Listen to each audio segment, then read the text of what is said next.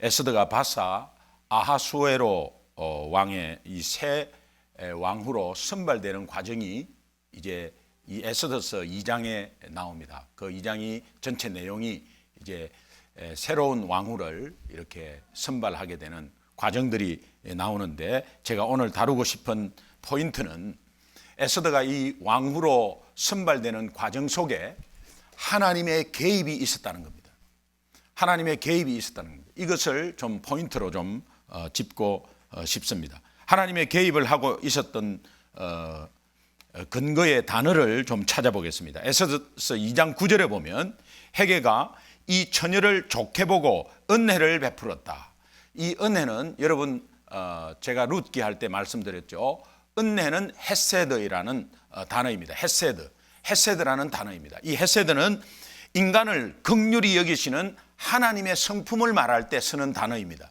그래서 특별히 하나님이 사람을 통해서 이렇게 은혜를 베풀게 하는데, 믿지 않는 헤게가 이 에스더를 은혜를 베풀었다는 단어를 사용합니다. 이것은 하나님이 어떤 식으로 개입을 해서 그 마음을 헤게에게 주어가지고 헤게가 그 마음으로, 이런 걸 보면 오늘 믿지 않는 사람들 통해서 오늘 믿는 사람이 유익을 보는 그런 사례들도 굉장히 있습니다. 하나님이 우리 삶 가운데 개입하시면 이런 역사도 있게 되는 것입니다. 믿으시면 아멘. 또 에스더서 2장 15절에 보면 모든 보는 자에게 사랑을 받더라. 에스더는 모든 보는 자에게 사랑을 받더라. 이 사랑이라는 이 단어에도, 이 사랑은 헨이라는 단어인데, 이 헨도 헤세드와 서로 번갈아 가면서 쓰는 단어입니다. 이 헨도 인간을 긍휼히 여기시는 하나님의 성품 나타내는 단어입니다. 하나님과 연관된 때만 사용하는 단어입니다. 그래서 헨과 헤세드는 서로 번갈아 가면서 쓰는 단어입니다.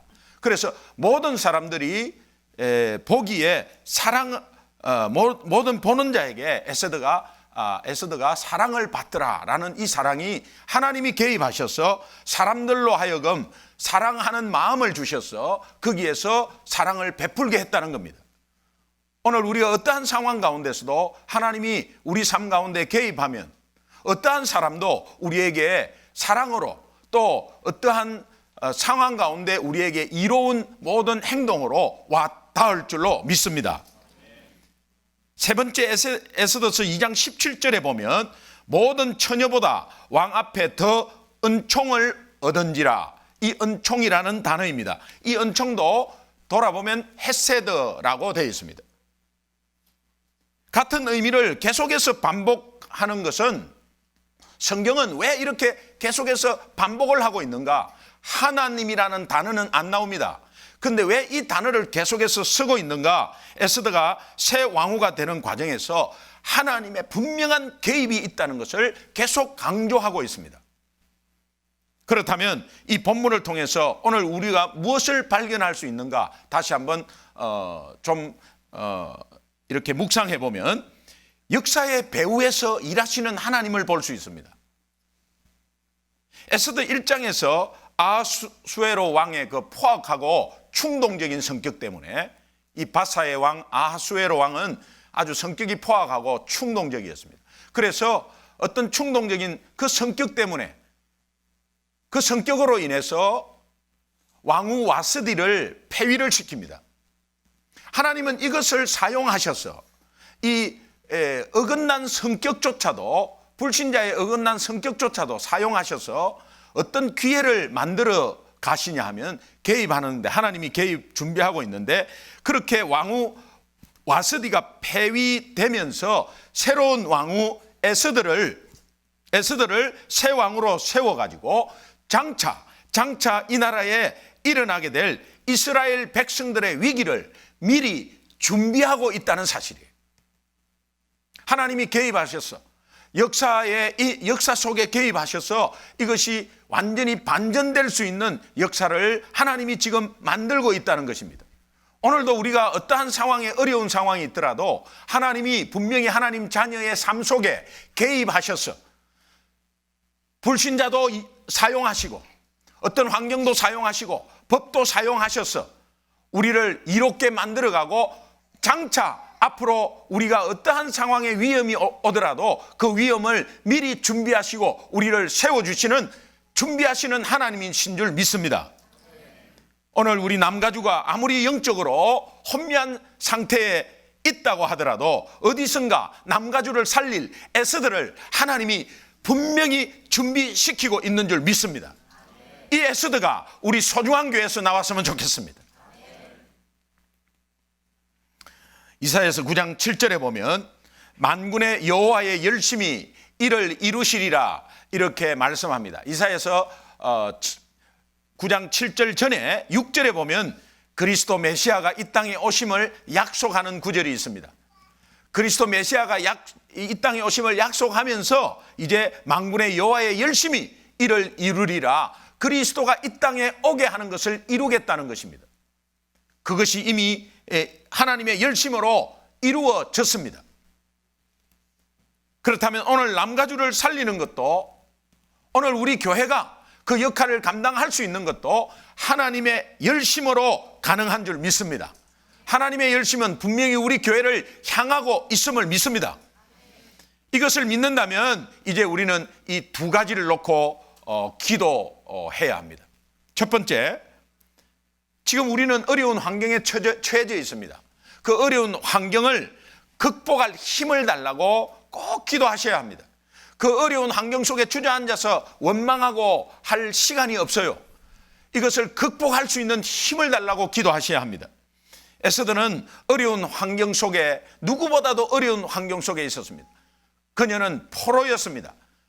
부모가 돌아가셨어요. 사촌 오빠가 자기를 키웠습니다.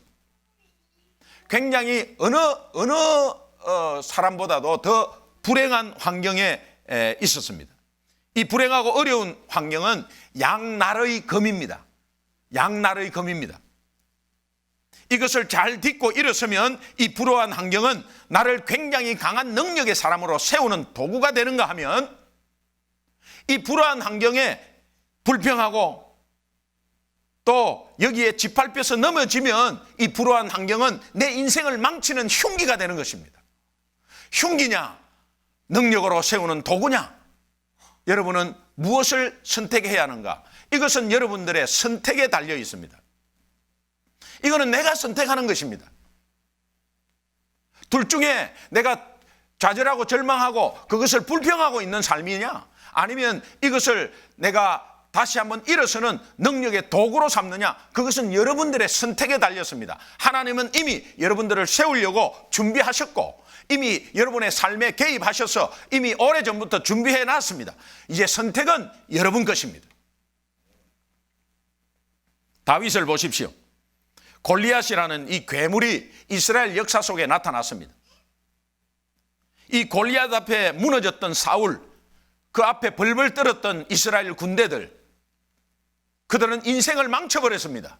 골리앗 때문에 망쳐버렸어요. 골리앗이 그 인생을 망치는 흉기가 되어버렸어요. 하나님은 다 준비했습니다. 이길 준비 다 해놓고 골리앗을 던져주었습니다. 이것을 다윗이 받아먹은 것입니다. 요즘 나는 상태가 안 좋아요. 나는 상태가 안 좋아요. 계속 안 좋습니다. 그러면 상태가 안 좋은 거를 여러분이 아시잖아요. 아시면 상태가 안 좋으면 이 상태 안 좋은 것을 빨리, 이 상태를 이길 능력을 달라고 기도하시면서 이 상태가 내가 능력의 사람으로 일어나는 도구로 빨리 선택을 하셔야 합니다. 이미 하나님은 그 상태를 주신 것도 여러분 삶 속에 이미 오래전부터 개입하셔서 그 상태가 오는 것을 미리 예견하시고 하나님이 이미 여러분들을 이기게 하신 것입니다. 아멘. 믿으시면 크게 아멘. 아멘. 이미 그렇게 하신 거예요. 왜 주저앉아 있어요?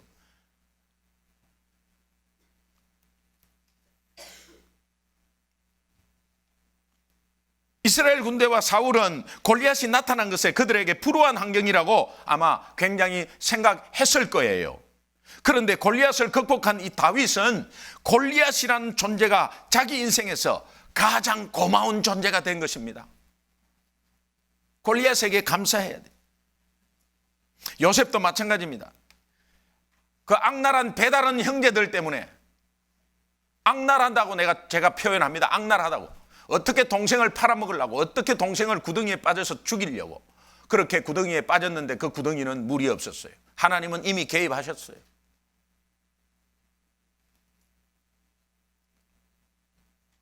형들이 공모해서 행동으로 옮기다가 결국은 인신매매를 애굽으로 팔게 되는데, 요셉이 그 현실 앞에 무너져서 자기를 비관했다면 아마 쓸쓸히 보디발 창고 구석에 아마 자살하면서 자기 몸은 죽은 몸으로 발견됐을 겁니다.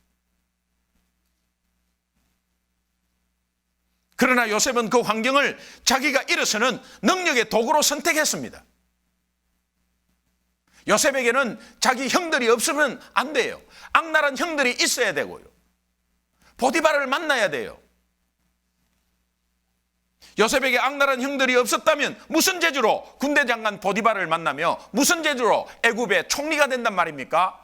여러분의 지금 현재 어려운 환경이 없으면 무슨 재주로 여러분이 하나님을 쓰는 일꾼이 된단 말입니까? No way! 될 수 없어요. 어려운 환경, 그런 게 있어야 돼요. 서로 오해도 하고요. 그러나 오해 풀고,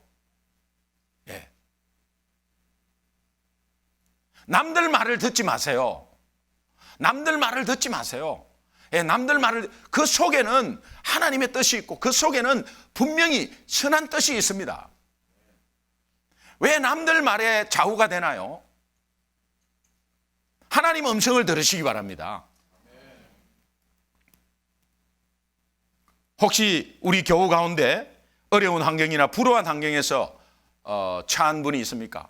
여기 우리 청년들이 많이 나왔는데, 우리 청년들이 혹시 불우한 환경에서 자란 청년들이 있습니까? 그것이 내 인생의 흉기가 되느냐, 아니면 내 인생에 너무나 놀라운 축복의 도구가 되느냐 하는 것은 여러분들의 선택에 달려 있습니다. 그래서 이 환경을 극복할 수 있는 힘을 달라고 여러분은 기도해야 되는 것입니다. 이 기도를 할 때 하나님은 분명히 힘을 주고 그 기도하는 과정 속에서 이 환경이 내가 일어날 도구구나 라는 것을 깨닫게 되고, 내가 능력의 사람으로 일어날 도구구나 깨닫게 됐을 때 이 남가주를 살리게 되는 것입니다.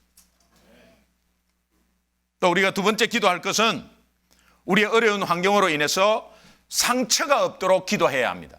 우리는 상처 참 많이 받습니다. 상처가 없도록 기도해야 합니다. 에스더, 요셉, 다윗, 이 세 사람의 공통점, 불우한 환경이었으면서도 불구하고 상처투성이로 엄청난 상처투성이 받으려고 하는 그 환경이었음에도 불구하고 상처가 없었다는 공통점이 있습니다.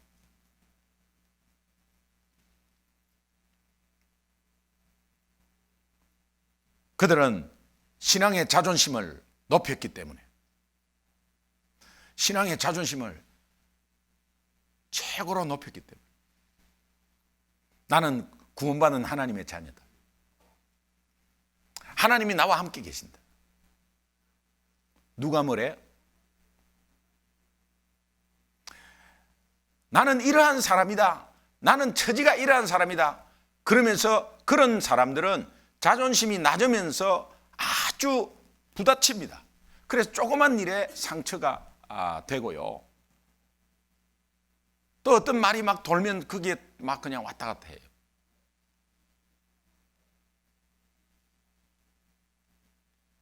그러나 저도 목회를 하면서 뭐 여러 가지 막 그냥 와요. 그러나 그것은 상처가 안 됩니다. 왜? 저는 목회자로서 또 하나님의 자녀로서 제 자존심을 높였기 때문에, 제가 잘한다는 것이 아니에요. 자존심 높였기 때문에, 이것이 살 길이니까, 이것이 목회할 길이니까. 중요한 것은 하나님의 섭리 가운데 이렇게 소중한 교회를 세워주셨다는 이것이 얼마나 감사한지 몰라요. 상처 가운데서 거기에서 상처로 주저앉아 있었다면 뭐 그냥 매 원망하고 있었을지도 있어요. 그러나 그것이 오히려 합력해서 선을 이루어서 이 소중한 교회를 탄생시키고 소중한 교회 성도님들이 이렇게 함께 모여서 예배를 드리고 있다는 이 자체가 얼마나 감사한지 몰라요. 제가 이것은 공식으로 처음으로 말씀드리는 거예요. 시편 51편 17절에 보면 깨진 마음을 어떻게 치유해 보겠다고 여러분 애쓰지 마십시오. 하나님께서 구하시는 제사는 상한 심령이다. 하나님이여 상하고 통회하는 마음을 주께서 멸시하지 아니하시리로다. 상하고 상처받은 영혼, 상한 마음을 멸시하지 않습니다. 대신 이것을 하나님 앞으로 나아가는 도구로 삼으시고 이 상처를 받지 않도록 특별히 상처를 이기게 해달라고 특별히 여러분 기도하는 여러분 되시기 바랍니다. 특별히 어려운 환경으로 상처가 없도록 하나님께서 인도해 달라고. 오스카 와일드라는 사람은 상한 마음을 통하지 않고 어떻게 주 예수 그리스도가 우리 마음속에 들어올 수 있단 말인가. 오늘 여러분의 아픔과 상한 마음이 그 마음이 있는 것은 어쩔 수 없는 연약함 속에 있습니다.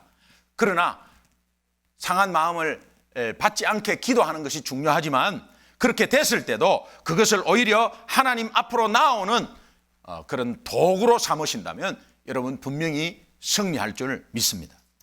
우리는 그것 때문에 안 나오잖아요. 그것 때문에 은혜의 자리에 안 나오잖아요. 그것 때문에 나와야 되는 거야. 그것 때문에 나와서 하나님께 구하면 하나님이 깨닫게 해주시는 거예요.